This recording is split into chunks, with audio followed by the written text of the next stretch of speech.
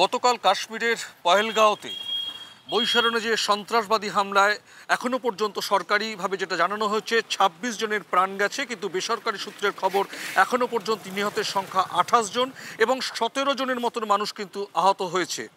এই ভয়ানক নারকীয় সন্ত্রাসবাদী হামলার পরিপ্রেক্ষিতে গতকাল রাতেই কিন্তু কেন্দ্রীয় স্বরাষ্ট্রমন্ত্রী অমিত শাহ কাশ্মীরে পৌঁছে গেছিলেন এবং গতকাল ভারতীয় সময় রাত ১টা পর্যন্ত জরুরি বৈঠক করেছেন এবং প্রধানমন্ত্রী নরেন্দ্র মোদীর সঙ্গে তিনি ভিডিও কনফারেন্সের সঙ্গে কিন্তু বিভিন্ন বৈঠক করেছেন এবং প্রধানমন্ত্রী নরেন্দ্র মোদী বলে দিয়েছেন, যেটা জানিয়েছেন সরকারিভাবে, এই সন্ত্রাসবাদী হামলায় কিন্তু ভারত সরকার কোনোভাবেই সন্ত্রাসবাদকে রেয়াত করবে না।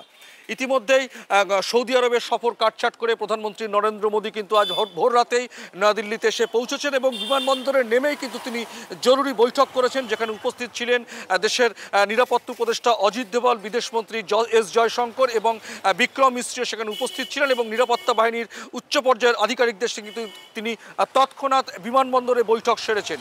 এবং এখনও পর্যন্ত যেটা খবর, প্রধানমন্ত্রী নরেন্দ্র মোদী পৌরোহিত্যে কিন্তু আজকে কেন্দ্রীয় মন্ত্রিসভার একেবারে নিরাপত্তা কমিটির কিন্তু জরুরি বৈঠক ডাকা হয়েছে নয়াদিল্লিতে। হয়তো সেই বৈঠকটি প্রধানমন্ত্রীর বাসভবনেই হবে। এখনও পর্যন্ত যেটা খবর, বৈঠকটি কখন শুরু হবে সেটা সরকারিভাবে এখনও জানানো না হলেও কিন্তু এই নিরাপত্তা বিষয়ক এই বৈঠকটি সম্পন্ন হবে। বৈঠক শেষে প্রধানমন্ত্রীর দপ্তর থেকে এবং কেন্দ্রীয় স্বরাষ্ট্র মন্ত্রকের তরফ থেকে কি জানা যাচ্ছে সেটা কিন্তু আমরা জানাতে থাকবো। এটাই ছিল আমার কাছে এই মুহূর্তের সর্বশেষ আপডেট।